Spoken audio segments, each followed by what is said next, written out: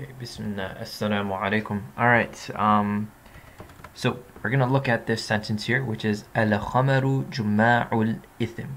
Al-Khamaru Juma'ul Ithim, right? So, the first question that we gotta ask ourselves when we're looking at a sentence is, are we putting on our nominal lens or a verbal lens, right? Are we gonna have a nominal sentence or a verbal sentence? So we take a look at the first word, right?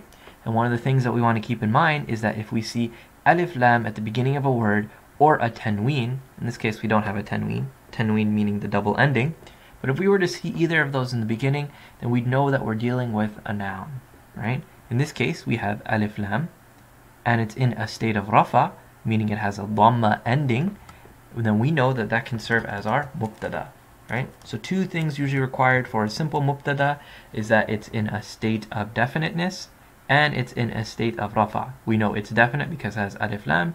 We know it's rafa because of the dhamma. So let's move on to the next word, right?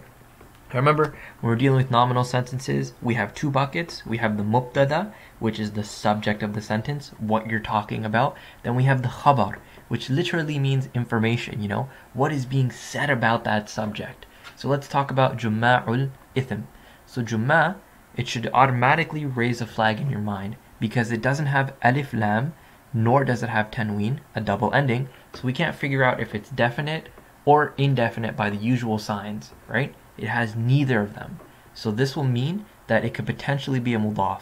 When it doesn't have an alif lam and it doesn't have a double ending, it could potentially be a mudaf. The way that we confirm if it's a mudaf is that we look at the word coming right after it.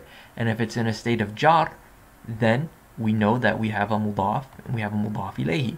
And lo and behold, this word is in a state of jar. So we have our mudaf and we have our mudaf ilayhi. Together, they're known as an idafa phrase, right? And really all that means is that you just drop an of in between the two words, right? So this would be our mudaf. Why is that so huge? Known as mudaf. Mudaf. And this is known as mudaf ilayhi.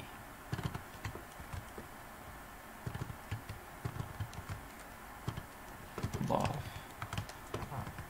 ilayhi, right? So we have the associated and the thing that it's being associated to, right?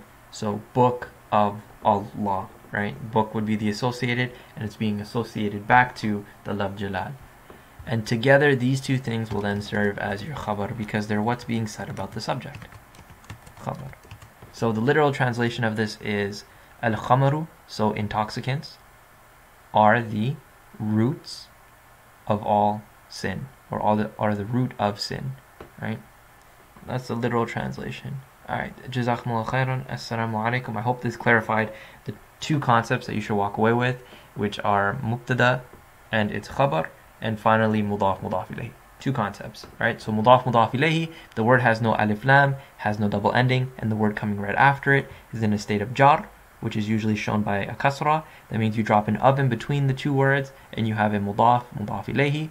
Mubtada is usually in a state of definiteness and it has a rafa ending, meaning it has a dhamma ending, and then it has everything talking about it afterwards is known as your khabar. You drop an is or an are in between the mubtada and khabar and you complete your sentence. Alright, Jazakumullah khairan, Assalamu alaikum.